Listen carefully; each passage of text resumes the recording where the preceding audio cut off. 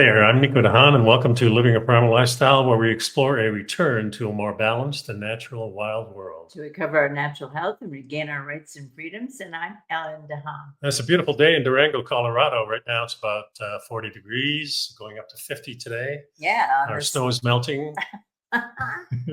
It's crazy. That's for sure. Please subscribe to our YouTube channel. Hit the follow button, hit the like button wherever you are. We post on Odysee and YouTube. And we also put the links on Facebook and LinkedIn. Right? Right. Okay. Hit the link below the show notes and you'll get information from Mother Earth Labs. These are some products that we use. They just make really good products. We've been using them for 20 years or more, I think now. So take a look at those, and you can supplement your diet with their awesome products. Also, if you have any questions or comments, you can reach me at nicodehaan@me.com. Leave a comment in one of the apps that we have, or just put it on Facebook, and we'll be glad to answer those things. I think that's about it, right? We look at mainstream news stories about anti-aging, natural health, history, climate, as well as our freedom. We do our own analysis. And the topics for today's show are in the show notes listed below, the videos in the description. And we're all set to go. Yeah, we're going now. This is like the third installment that we've done on food, basically. At this time, we're talking about what else is in your food. Yeah, what the heck are they putting in our modern food? Right. And I think it's important to know that, and this is the first article, the 10 most commonly used food additives in the United States. And, the way we look at it is that if a food has more than 3 ingredients, we really are not Well, we're looking for as close to the natural food as it existed in nature as we can get. And most of the time we find out that the reason they're putting these additives in is to make the food look better. And taste better. And if the food doesn't look good in the first place, why would you buy it? So if they're adding something, that means it's probably not looking too good. Well, or the natural look of the food is not, it's not what we're used to, because they're so busy with adding color and texture. Well, let's discover exactly what the heck they're doing here. Okay. So the first one is those 10 most common. So food additives have been around as long as food. The initial use of natural additives such as sugar, smoke, salt, and other spices has escalated to tens of thousands of chemical additives that are hard to pronounce, let alone understand how they are engineered. Well, many of these additives are being used for specific purposes, which are called direct additives, and are generally considered safe for human consumption. There are still others that have become part of our food as a consequence of processing, packaging, and storing, and those they refer to as the indirect additives, and they would not be considered safe under different circumstances. Yeah, so there's 4 or 5 different categories, 5 ones that they put here. One is additive functions. Yeah, one is for preserving, to prolong the shelf life by preventing the growth of bacteria, fungus, and slowing down the oxidation that keeps your food from turning rancid. And then the second one is texturizing, provide desired consistencies by preventing evaporation and deterioration of volatile oils by chemically stabilizing proteins and carbohydrates. Leavening, Leavening. To balance acid and base ratios, creating the necessary chemical reactions for fermentation that cause raising. Or rising. Or rising. No, it says raising. Okay.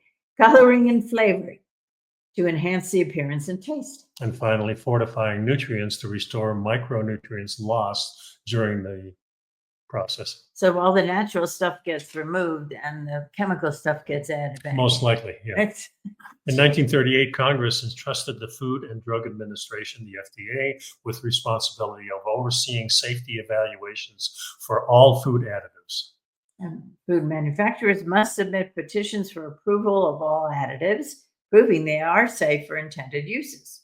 Criteria include chemical composition and properties, expected amounts of consumption, immediate and long-term health effects, and all known safety factors. So this is what they. Yeah, that Yeah. was the charge to the FDA. Yeah. So the Food Additives Amendment of 1958 gave two groups exemptions from these regulations, and those were additives that had received prior sanctions from the FDA and additives generally recognized as safe. That's the GRAS, based on previously published scientific evidence or their extensive use prior to that year. Yeah, with the number of acceptable synthetically produced additives rapidly growing and an increasing dependency on convenience of processed foods, it becomes nearly impossible to track the endless combinations of chemical cocktails ingested on a daily basis, undoubtedly escalating concerns and magnifying the importance of making educated decisions about the food we eat. So the first additive they talk about is citric acid. Now, citric acid sounds harmless. It's naturally found in many fruits and vegetables. It's used to preserve flavor and increase acidity. So originally it came from lemons.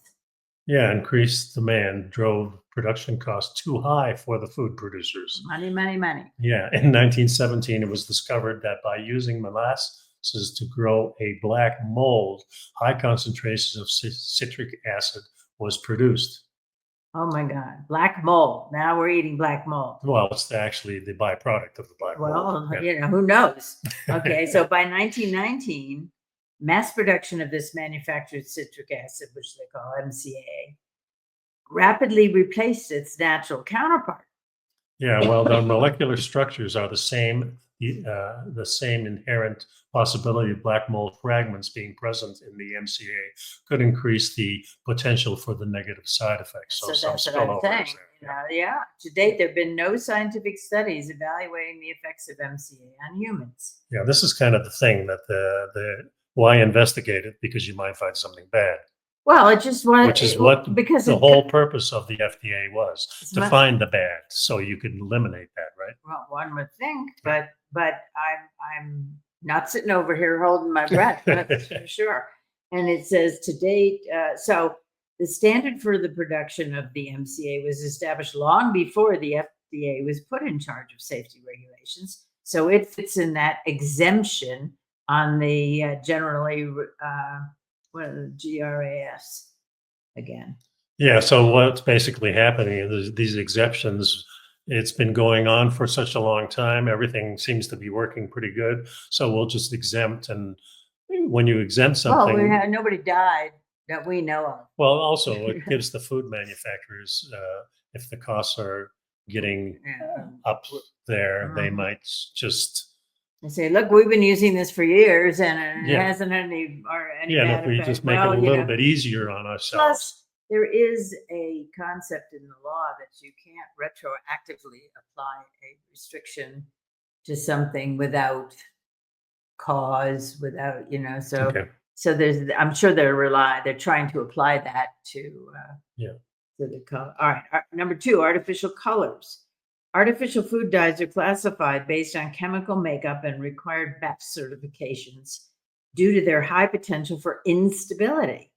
Among others, classifications include dyes which are derivatives of processing compounds like kerosene, erythrosine, benzidine, and tartrazine, with sulfur, methane, and metals such as titanium and aluminum. Now, all of those things sound like nothing I want in my food. Yeah.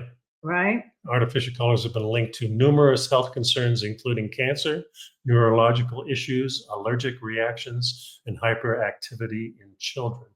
And then now, we talked last time about the red dye number 3, and now they've added to that artificial colors to keep an eye out for include reds 3 and 40, yellows 5 and 6, blues 1 and 2, green 3, caramel coloring, and cochineal, as they are most widely used and highly controversial. Yeah.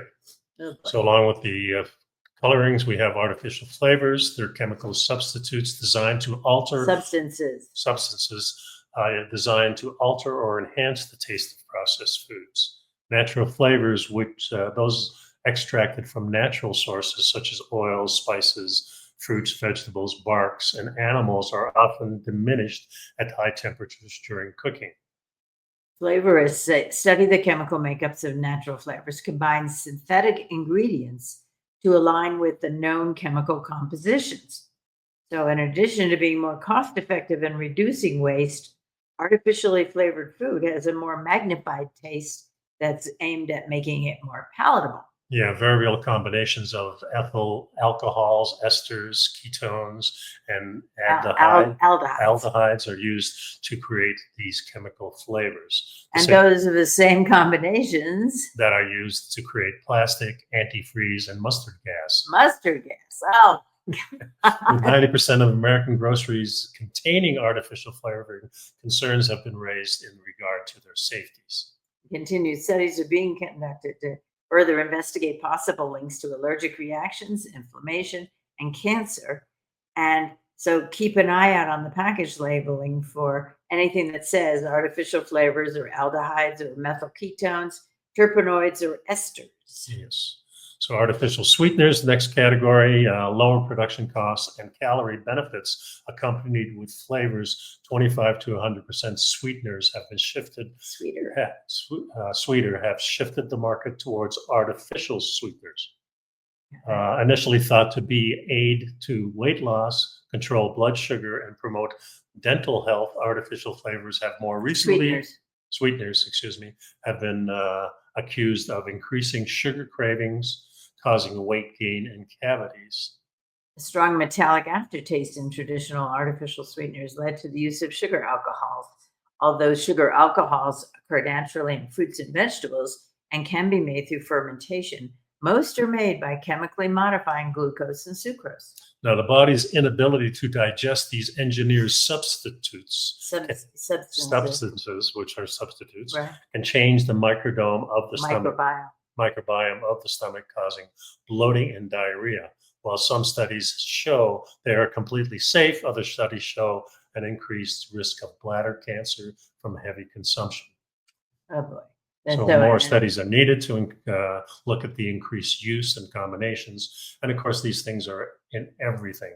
Well, the artificial sweeteners that include saccharin, aspartame, sucralose, stevia, and all the tols, xylitol, erythritol, sorbitol. Of course, we use xylitol, and we had a whole show on xylitol for dental health. And a good form of xylitol comes from the birch tree or the aspen tree, right, which is, it is manufactured from that. However, it's a type of sweetener that bad bacteria can't use. Yeah, it doesn't. You want to think in terms of it does not provide a good medium for the growth of bad bacteria. Yeah, it feeds good bacteria, but the bad bacteria can't tolerate it. Doesn't like it.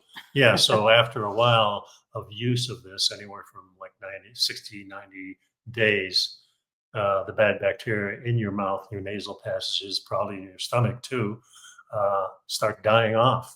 Yeah. And now your oral health changes completely. And if you have toothache or if you have anything going on in your mouth, try the yeah, because all that stuff is caused by bacteria. And if the bacteria is not there, then the result is you get go back to everything clears up.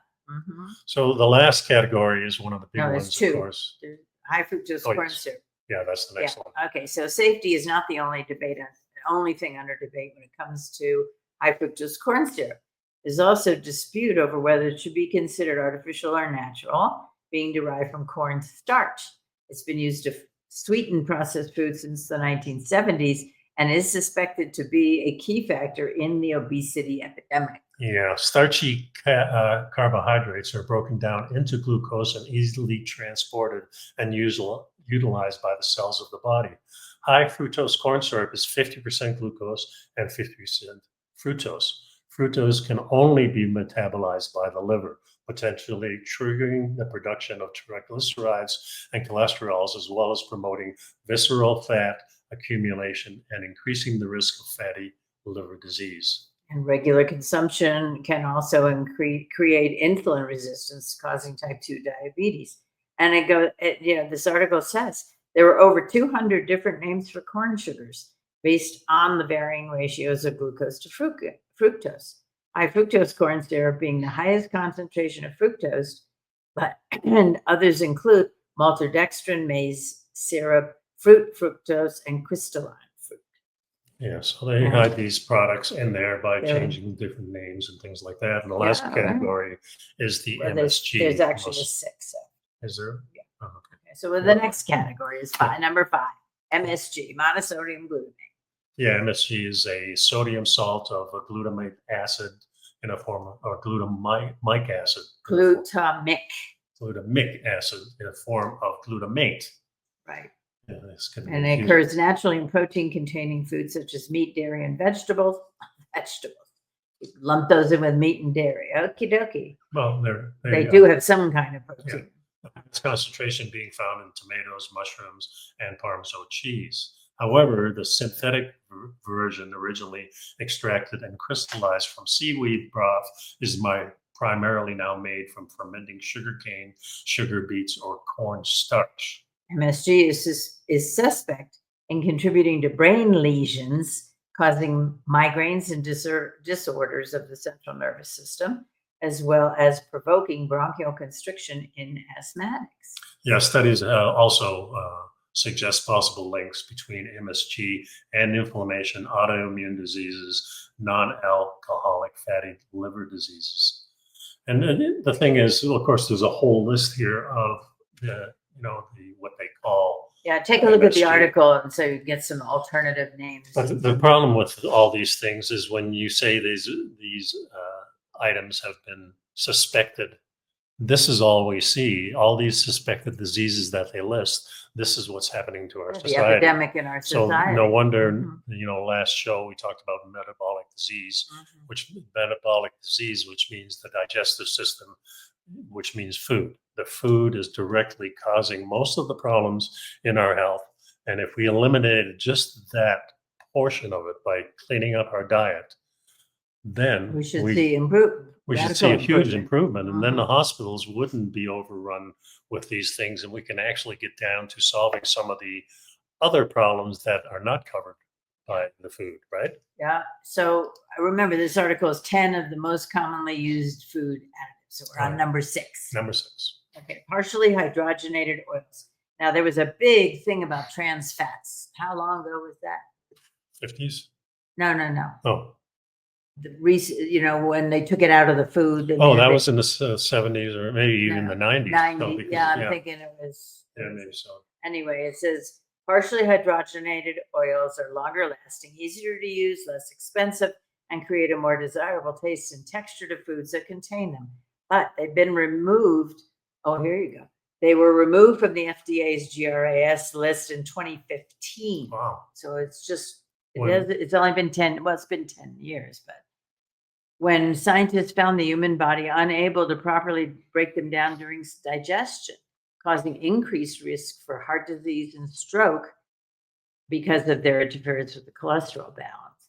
Yeah. Manufacturers were given until 2020 to meet compliances, continuing to put previously produced products into distribution.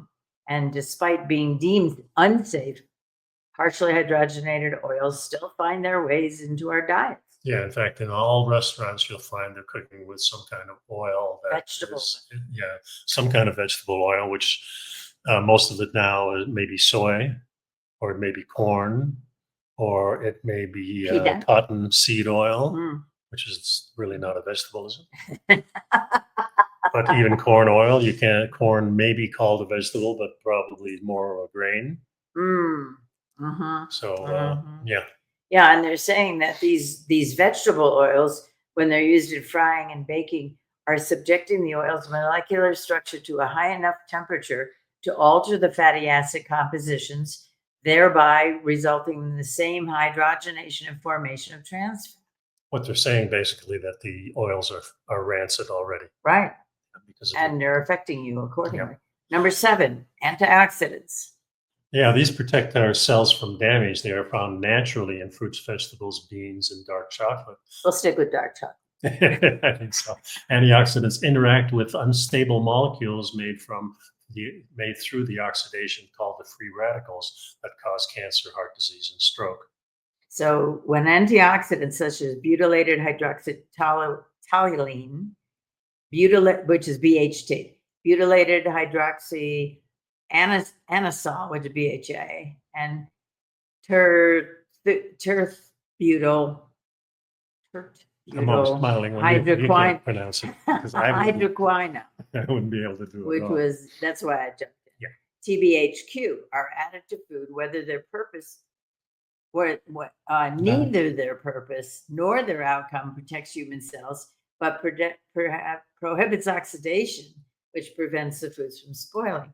They're known to cause cancer in rats. They have been classified as a possible human carcinogen. And in addition, they're suspected in causing food allergies, as well as a swelling of the brain stem, prohibiting the hypothalamus from receiving the satiety. Yeah, so the signal that you're full. That you're full, causing overeating. So it's banned. And no, this is important. It's banned in most other countries. Manufacturers continue to produce foods containing them in the United States. Yeah. Number 8 and 9. Yeah, so these are the nitrates, nitrates, sulfates, nitrites, sulfites, sulfates, and benzoates. They are preservatives, basically. The International Agency of Research on Cancer has found potential cancer-causing links, as well as the metabolic syndromes, liver and renal issues. That's the kidneys. Yeah, all kinds of and anaphylactic reactions, causing the FDA to lower the allowable limits. And it's all of these things. It depends on how much of it you eat, and if there's cumulative effects, and what your body size is, and what's the difference between a child and an adult.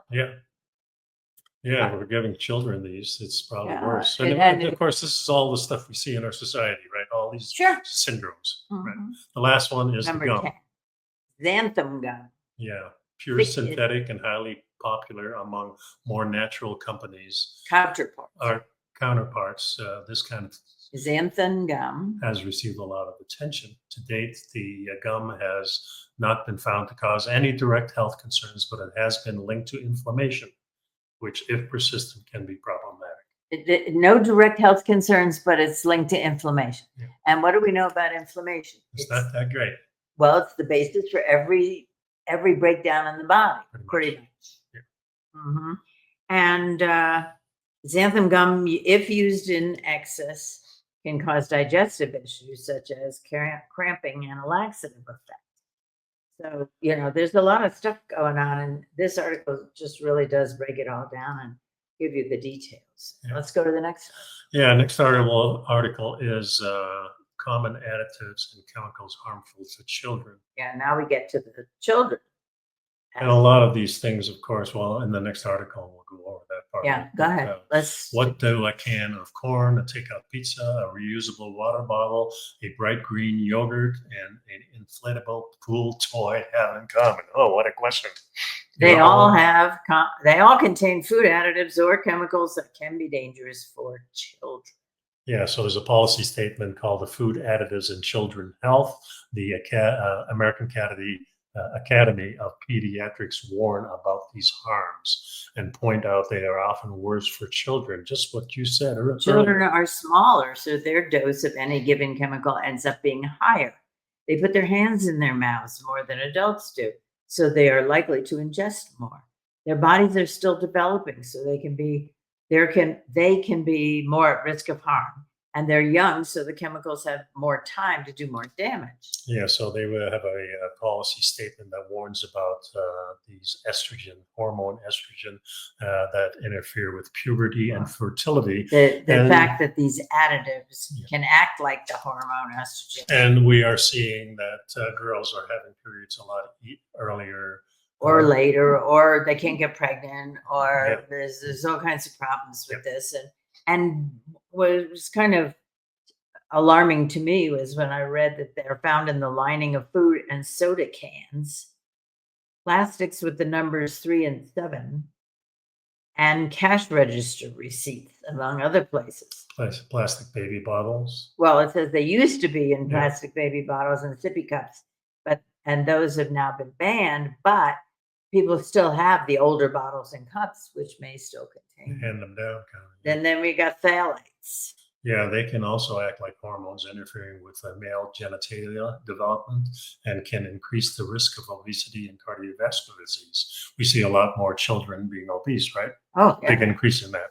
Oh, yeah. But it's more than fairly alarming. It's extremely alarming to see that there are that acting like the hormone estrogen, interfering with puberty and fertility, interfering with male genital development. What the heck? Yeah, found not just in plastic packaging, garden hoses, and inflatable toys, but also in things like nail polish, hairspray, lotions, and fragrances. The additives can lead to low birth weight babies, problems with the immune system, the thyroid, and fertility in general. Commonly found in greaseproof paper, cardboard packaging, and commercial household products such as water repellent, fabric, and nonstick pans, among other places. Yeah. Perchlorate. Perchlorate, this chemical also interferes with thyroid function and can disrupt early brain development. It's found in dry food packaging. It's used to decrease static electricity and sometimes in the drinking water. These have been the additives have been found to increase symptoms in children who have attention deficit hyperactivity disorder, ADHD. They are found in all sorts of food products, especially those marketed for children. Yeah. And then nitrates and nitrites. They can interfere with the thyroid as well as the body's blood ability to deliver oxygen to the body. They can also increase the risks of certain cancers. They're used in used to preserve food and enhance the color. They are commonly used in processed foods, especially meats, processed meats. So what should you do to avoid or to at least limit these chemicals? And the suggestion here was buy and serve more fresh or frozen fruits and vegetables, fewer processed meats, especially during pregnancy. Yeah, since heat can also cause plastics to leak the BPA and the phthalates into food, avoid microwaving food or beverages in plastic containers. Also wash plastic by hand rather than putting them in the dishwasher. Use more glass or stainless steel instead of plastic. Sure. And also avoid plastic with the number 3, 6, and 7 on them. Wash your hands thoroughly before and after touching food and clean all fruits and vegetables well. And then they also recommend cut back on canned foods and beverages in general. Cut back on fast food and processed foods. Read labels. Get to know what's in the products you use. Look for lotions, soaps, and other products that are made naturally and are fragrance free. And consider making your own cleaning products at home. Oh, interesting stuff. Yeah. Scary, very scary. It's all scary, that's for sure. Okay. And here, the next one is a article that I think was put together with the foodbabe.com, and she's talking about, parents contacting these cereal companies. And the reason I put it in here is for some of these labels. Yeah, well, just briefly, it says in 2015, Kellogg announced plans to remove artificial colors and artificial flavors from their cereals by the end of 2018.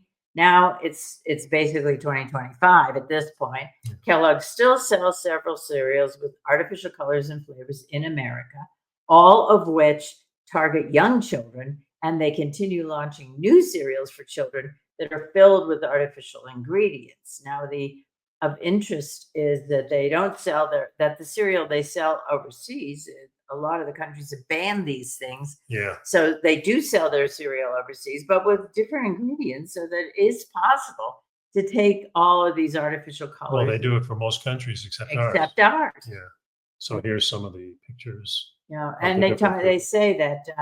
And RFK Jr. has mentioned these things. Right. So it says artificial colors are derived from petroleum, may cause hyperactivity in children and can disrupt the immune system. And in Europe, you have to put a warning label on your food if you have that artificial colors. I really don't know. Artificial flavors are mentioned here as well, made from synthetic ingredients such as crude oil or coal tar. Yeah. And butylated hydroxytoluene has been linked to cancer in some animal studies as an endocrine disruptor interfering with the hormones. So that's what we talked about just a minute ago. Yeah. So we really need to clean up the food. You can see that. And All right, when next. cereals alone are not that great for you. If you read just the history of Kellogg's, Dr. Kellogg and his brother roamed the fields, and they decided to. His whole thing was that he believed that bland food was good for the mind because it wouldn't make you. He was worried that people got oversexed by eating these foods, as I recall. Yeah, good food. Basically. Right, and he was worried about the morals of the United States. Yeah, so instead of eating really good food, and you eat some crap, and then you're not going to be as horny, I guess. I don't know. Anyway, the next one is an article about additives in meat and poultry, and mostly, our staples in our house are meat and poultry. Yeah. So, in prehistoric times, and meat and poultry that is free range. Sure. Not grass finished in the meat, and basically we try to emulate what our ancestors ate, living a primal lifestyle, right? The natural food of chickens is bugs. Yeah, not grains. Not grains. Yeah, it's probably not that good for them. So in prehistoric times, cavemen may have smoked meat to make them taste better. In coastal regions, early man probably soaked foods, including meat and poultry, in sea water for better flavor and for preservation. Early explorers went in search of salt and spices, and the spice trade between Asia, the Middle East, and Europe flourished because the public demanded the flavors that spices added to food. Today, more than 3,000 substances can be added to food, can be used as food additives. Salt, sugar, and corn syrup are by far most widely used additives to food in this country. Except now we just read that there were 10,000 chemicals that were used. Yeah, but that's mostly in grains and vegetables and stuff like that. But there are definitely, if you go to a butcher, you're most likely getting a better product. If you go to a natural health food store, if you're looking for grain finished and grain fed, and especially local produce, and so on. Support that. So the food additive is defined by the Food and Drug Administration as any substance that directly or indirectly becomes a component or otherwise affects the characteristics of any food. And the definition includes the production, anything that's used in the production, processing, treatment, packaging, and transportation or storage of the food. Now, those are direct additives. And then direct additives are those that are added to the food for a specific purpose in that food. For example, phosphates in meat and poultry products to retain moisture and protect the flavor. And we have indirect food additives. Yeah, and the reason we're doing that is you're not going to the butcher anymore, which has fresh meat, and carrying it out. A lot of these purveyors, like the large grocery stores, will have meat around for a longer period of time. Although I think a lot of people are getting more conscious of it, so they're demanding better meats. Yeah, well, and I think the grocery stores are handling the meat well. It's a question of where it came from, right, and what happened to it before it got delivered to the grocery store. So, and then FDA defines color additive again as any dye, pigment, or substance which, when added to food, drug, or cosmetic, or to the human body, is capable, alone or through reactions with other substances, of imparting color. FDA is responsible for regulating all color additives to ensure foods containing color additives are safe to eat, containing only approved ingredients, and are accurately labeled. And then, the question begs the question, well, that's nice they labeled it, but does that make it safe? Right. Yeah. So like we said, I'd rather have not those additives in my food, for sure. Yeah, we do our best. Yeah. And it's interesting too, is that even if you have been taking this stuff for a long time, you can cleanse your body of it. You can stop doing it, and you will have benefits from it, and things will get excreted, and things will get improved. Well, it's the reason I do a sauna just about on a daily basis, just to help alleviate some of those things that might still be in some of the things we take. Cleanse right? it, yeah. Yeah, it's important. Sure. Yeah, supposedly we have all these agencies watching, but really, and they claim that that safety of food before any safety of adding any additive that goes in food is assessed in a stringent approval process. Well, I don't know how stringent it is. Well, in fact, additives are never given permanent approval. Mm-hmm. So Mm-hmm. they're supposed to be They're continuing. supposed to be. But remember, the FDA now is being funded by a lot of the companies that produce the food, Right. and the drug companies. Right. So if you're being funded by those things, I'm sure there's a little notation or letter or some kind of thing that comes along and says, Contract. this is not really that bad. Here we have our own proof. Yeah, right. In our lab, Yeah. this is what we found. Exactly. So, Yeah, we have a hammer in our hand and everything looks like a nail. yeah, during the early part of the first century in America, people lived off the land. They grew their food and brought them from someone they knew and they trusted. There was no need for food safety laws. As the country grew and became more industrialized, the number of people who produced their own food decreased dramatically. So the reason I included this article is to give you a little background. Yeah. Therefore, the nation, depending on the newly emerging food industry to produce and distribute its food. But unfortunately, during the 1850s, shockingly enough, there was much dishonesty concerning adding substances to food. Yeah, and these laws were difficult to enforce. Well, the first laws were passed in 1850. Yeah, and the food. But how do you police them? Yeah, the first federal law governing food was 1906, Mm-hmm. the Food and Drug Act. The Federal Food and Drug. Yeah, it was by 1938 the Federal Food and Drug Act was revised to account for changes in medical science and food technology. Well, it was interesting because the whole, well, it's kind of horrifying. The whole purpose of the Federal Food and Drug Act and its amended structure was they said they made it illegal to sell misbranded or adulterated foods and drugs in interstate commerce. And it listed chemicals that were illegal to add to food, such as borax and formaldehyde. Whew. There was not only no way to enforce it, but no punishment if you were caught. So then in 1938, the revisions required truthful labeling of additives, which we don't have to this day. We have magic names for them, so people are fooled. Yeah, and that's kind of putting a cover over it. So just because you can't pronounce it, like I can't pronounce a lot of the things, and I don't understand a lot of those things, and that makes you not dig a little bit deeper, which is what you should kind of, yes. So it says here in 1960, Color Additives Amendment brought all colors, natural and synthetic, under the Food, Drug, and Cosmetic Act. Color additives cannot be used to deceive consumers or conceal blemishes or inferiorities in food products.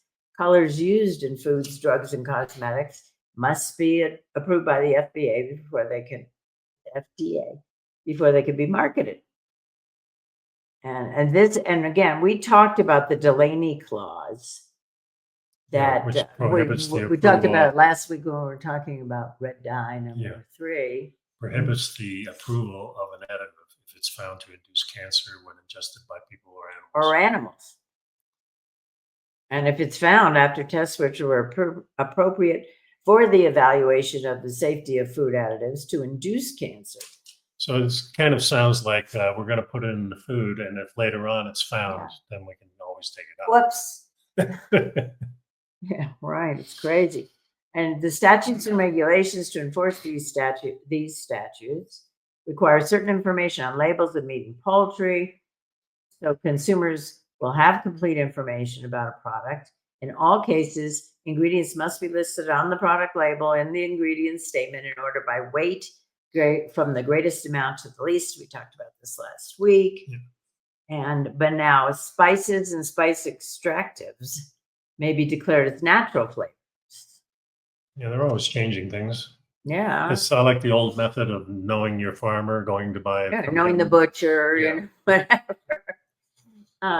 Let's see. The other ones are substituted as dried meat, poultry stock, meat extracts, or Hydrolyzed protein must be listed on the label by their common or usual name because their primary purpose is not flavor. flavor. So if it's a flavor enhancer, you can call it. You can make up a name for it. Call it Harry.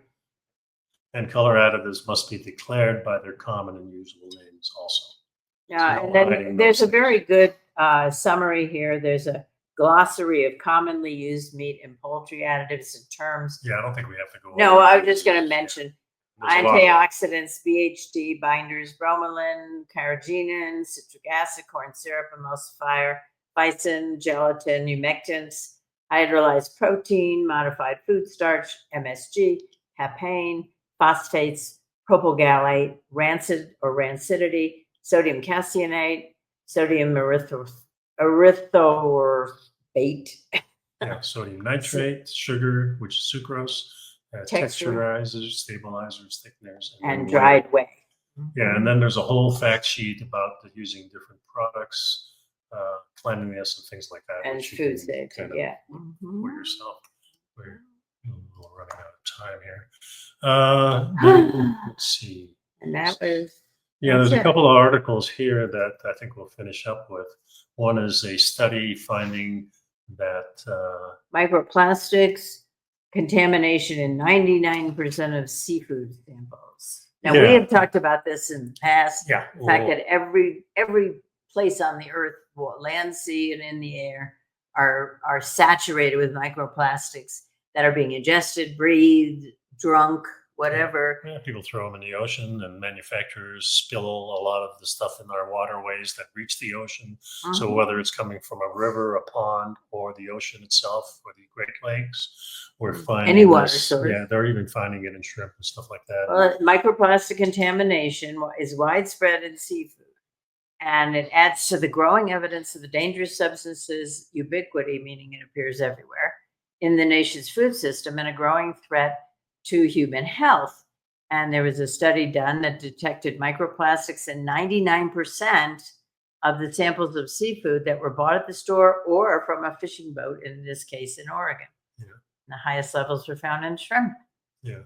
Researchers also determined the most common type of microplastics were fibers from clothing, textiles, which represented over 80% of the substances. So in other words, if you're wearing a whole lot of synthetic clothing, you're absorbing the microplastics into your skin. That too. But now it's going into the oceans and things like that. Well, it's Probably everywhere. Leaking from dumps and, however. Microplastics have been detected in water samples around the world, and food is thought to be a main exposure route.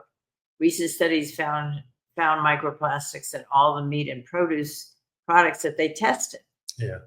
Microplastic pollution can contain any number of 16,000 plastic chemicals, often found to be highly toxic compounds. So those are your PFAs. Yeah. The big thing here that I saw was the substances across the brain and placental barriers. So not only to us, we pass it on to our children. Well, and it's also across. There's so many strokes now. There's so many brain tumors. Yeah. There are so many things going on with the head, with the brain, that it's totally out of control compared to what it was 20 years ago, let's say. Yeah. And it says that say that again, the substance can cross the brain and placental barriers. And those who have it in their heart tissue are twice as likely to have a heart attack or stroke during the next several years. Yeah, pollution levels are often further up the food chain because bigger animals eat smaller animals, and the substances accumulate, a process called biomagnification. This was not observed here, likely because the smaller fish feed in areas where mice are plastic. So likely because of the concentration. On an individual level, this was kind of alarming to me as well. Washing machines are a major source of pollution. So people can wash clothes less, wash with cold water, and try to avoid synthetic fabrics. And so they're saying, this really needs somebody to take a look at it. And this was published, when was it published? February 3rd. Yeah, 2025. Yeah. It's just in the Guardian. Yeah. Yeah, well, and it looks like that's going to happen to some extent. So. And did you want to also talk about the Yeah, let's just go over briefly the New last Mexico? article, which was the records of forever chemicals. And those are from- the microplastics that and don't, that's now don't found, deteriorate. found in wildlife. And this was Well, near yeah, New Mexico base and from hunters. yeah, let's see, where was the base? Holloman Air Force Base in Albuquerque, New Mexico. Yeah. There's a large lake near there, and so environmental regulators and health officials were warning hunters that chemicals known to cause cancer in people have been found at record levels in birds, small mammals, and plants at that lake.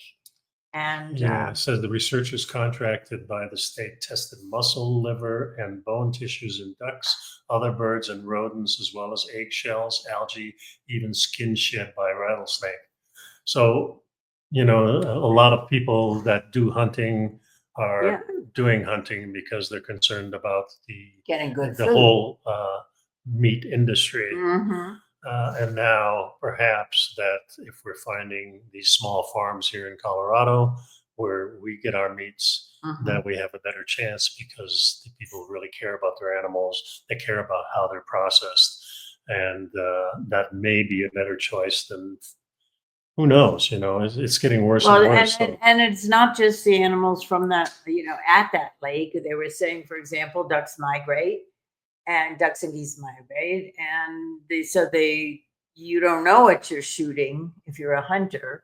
You don't know where they came from. Well, hunters tend to be going after specific animals, so yeah, but you don't know where they came from. Yeah, maybe a lot of them do. I don't know. The thing is that a lot of these products now, besides just being manufactured in our food, are now spillovers from manufacturing going into our lake and waterways, and the animals are drinking from that. Well, sure. They're living in more polluted air, so they're getting products from that they inhale.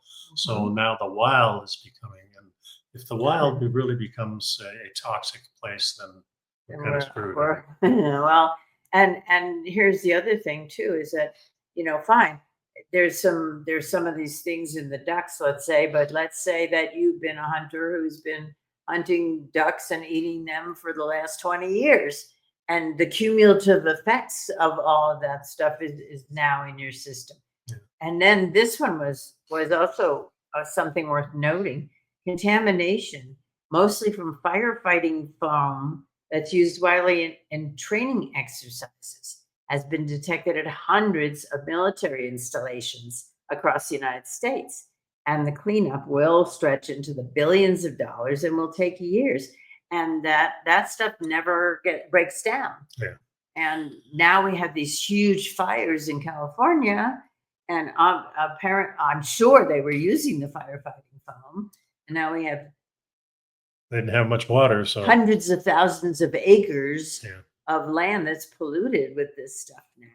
And how do you clean that up? Yeah. And and they're close to the ocean, so it goes right into the ocean. Well, right?